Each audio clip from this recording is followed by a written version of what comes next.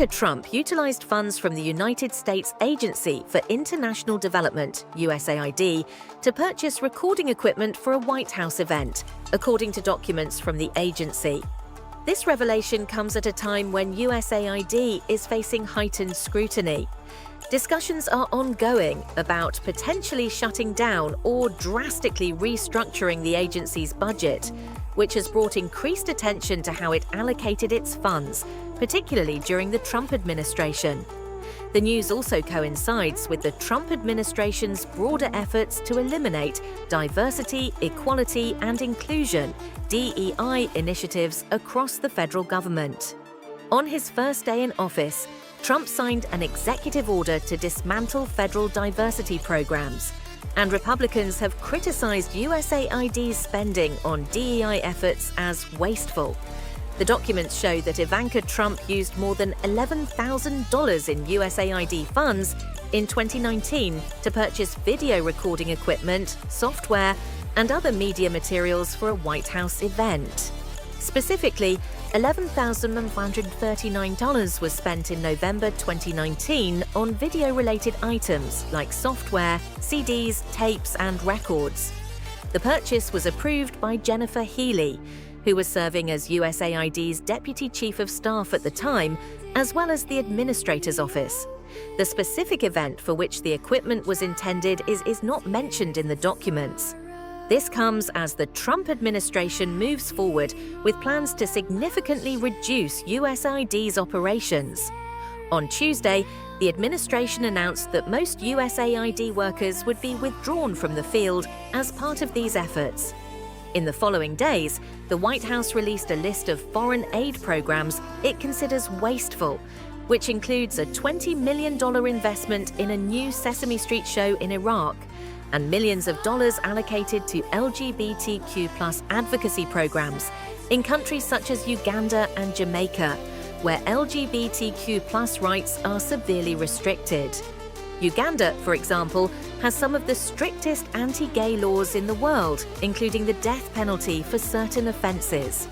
Other programs cited by the administration include $6 million for tourism promotion in Egypt, more than $19 million for inclusion efforts in Vietnam, and $5 million for EcoHealth Alliance, which has been involved in bat virus research linked to the Wuhan lab.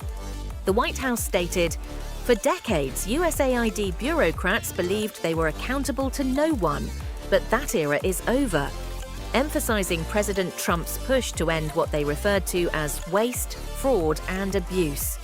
On Tuesday, White House Press Secretary Caroline Leavitt criticized USAID for spending $1.5 million on advancing DEI in Serbia workplaces, $70,000 on a DEI musical in Ireland, and $32,000 on a transgender comic book in Peru. She also mentioned the $47,000 spent on transgender opera in Colombia, referring to the 2022 production of As One, a chamber opera about the personal journey of a transgender woman. Notably, some $25,000 of that funding came from a State Department program designed to strengthen U.S. relations globally, while the remaining $22,000 came from non-federal sources, according to Notice, a publication of the All Britain Journalism Institute. Though Republicans criticize such programs as wasteful, they represent a small portion of federal spending. In fiscal year 2023, USAID's budget of $43.4 billion accounted for just 0.7% of the total, $6.134 trillion federal budget, according to the Congressional Research Service and former Treasury Secretary Janet Yellen.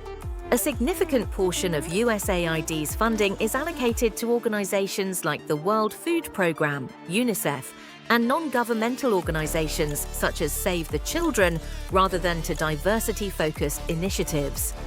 In a recent X Spaces stream, Elon Musk shared that Trump agreed with him on the idea of shutting down USAID.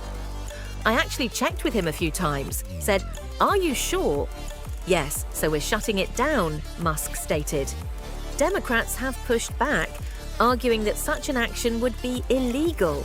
Trump, speaking to reporters on Sunday, remarked, USAID has been run by a bunch of radical lunatics, and we're getting them out, then we'll make a decision.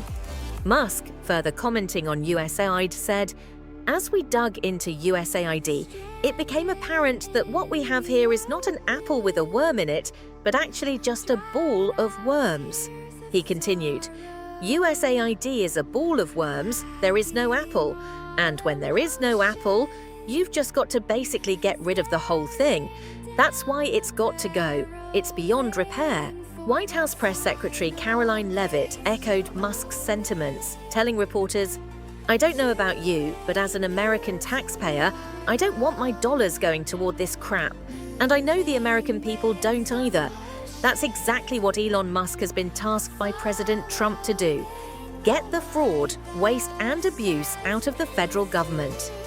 In response, Senator Cory Booker, a Democrat from New Jersey, took to X, criticizing Trump and Musk for their efforts to dismantle USAID. Trump and Musk are recklessly and illegally dismantling USAID, an essential national security agency that saves lives, advances US interests, and promotes peace. Their malicious actions are putting the health of people, especially children, at grave risk and will surely lead to future public health and migration crises in the US, as well as suffering around the globe. Senator Chris Murphy, a Democrat from Connecticut, also voiced opposition on X, writing, "Trump cannot unilaterally close a federal agency. It's not only a gift to our adversaries, it is plain illegal." Decisions about which programs will be cut are expected within 90 days of January the 20th. While reimbursement for approved programs will resume at the end of the review period, many programs are expected to be halted. It remains unclear if USAID will be shut down entirely.